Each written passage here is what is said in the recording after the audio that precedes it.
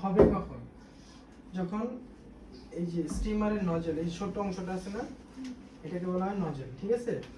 এই নজল আর মিল্কের মধ্যে যখন গ্যাপ সৃষ্টি হবে তখন কি আওয়াজটা আসবে, ছিট একটা আওয়াজ আসবে। আর তখন কি, যখন গ্যাপ সৃষ্টি হবে আওয়াজের ফলে কি ফেনা তৈরি হবে, এখানে মিল্কের মধ্যে কি ফেনা তৈরি হবে। ওই ফেনাটাকে আমরা পরে হুইপ ক্রিম যেভাবে বানাই না, ওইরকম ভাবে এটাকে ঘুরাই চারদিকে, এক সাইডে তখন পিচারটা দেখেন না একটু অ্যাঙ্গেল করে রাখি, তখন প্রেসারটা এক সাইডে যায়, তখন মিল্কটা ঘুরতে থাকে। দেখেন লাতের ফোমটা দেখেন পাতলা না, এটাও সেম ভাবে এভাবে মিক্স করবেন, ঠিক আছে?